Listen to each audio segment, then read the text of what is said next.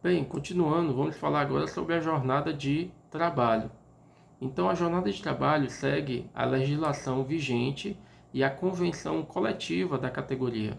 Os horários são definidos conforme escala e podem incluir turnos alternados, ou seja, você pode trabalhar alguns dias no período do encerramento, do fechamento da loja, na parte da noite, ou você pode trabalhar alguns dias no turno de abertura, que é o início, ou até em turnos intermediários, chegando mais tarde, por exemplo, e saindo em um horário que não seja o fechamento da loja, quando a loja fecha.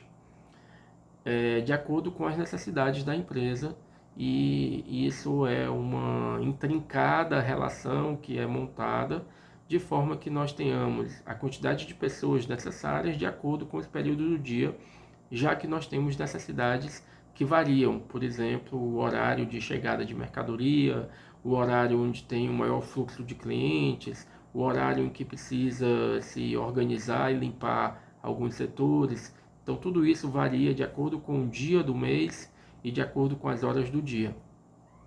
O intervalo para refeição e descanso é concedido conforme as regras trabalhistas. Então, nós temos a jornada superior a 6 horas, um intervalo mínimo de 1 hora e máximo de 2 horas. E em jornadas entre 4 e 6 horas, nós temos um intervalo previsto de 15 minutos. E esse intervalo ele é oferecido no horário mais conveniente, de acordo com a necessidade da empresa, e você deve ver direto com a sua liderança e cumprir com esse horário para não atrapalhar o funcionamento e não atrapalhar e não sobrecarregar os seus colegas. Todo colaborador deverá cumprir sua jornada de trabalho respeitando sistematicamente os horários pré-acordados, porque, como eu acabei de falar, se você chega atrasado, ou se você sai mais cedo, ou se você não cumpre, você acaba sobrecarregando os seus colegas e atrapalhando o bom funcionamento da empresa, gerando prejuízos. O colaborador deverá registrar seus horários de trabalho nos locais disponibilizados na empresa, seja uma folha de ponto, onde você assina, seja um relógio de ponto eletrônico, caso tenha um equipamento instalado na empresa. Mas é muito importante você entender que registrar o horário de entrada e saída, inclusive o horário de saída e retorno do lanche ou refeição, é muito importante porque é através dele que será informado e esse documento pode ser fiscalizado. E uma fiscalização pode gerar problemas para a empresa.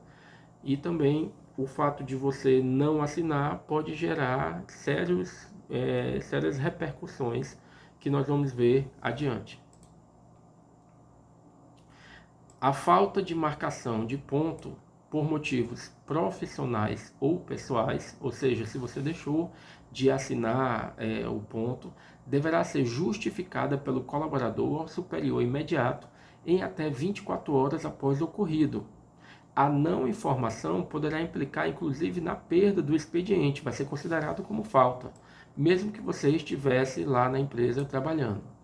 Marcar horário de trabalho de terceiros é proibido, constitui ato de indisciplina, passível de advertência, suspensão e até rescisão de contrato de trabalho, ou seja, demissão. Então é muito importante você entender que na verdade é um crime você registrar o ponto de outra pessoa, você colocar lá o horário e assinar por outra pessoa, porque inclusive isso é crime de falsidade ideológica.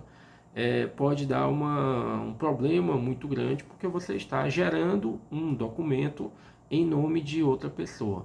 Então, isso não é algo simples, não é algo que possa ser considerado uma falha leve e é algo que pode, inclusive, gerar uma demissão por justa causa e até mesmo um processo civil por falsidade ideológica. Então, tenha muito cuidado e evite, não faça de jeito nenhum, não é nem a questão de evitar, é não faça de jeito nenhum, porque isso, além de ser um ato de indisciplina, é um crime. Em caso de necessidade de alteração na escala de horário, o colaborador deverá combinar com o superior imediato, com antecedência mínima de 24 horas, para autorização e devidas providências. Você não pode trocar com um colega e não informar ao líder. Ah, mas é porque eu vou faltar, mas vai ter alguém lá no meu lugar.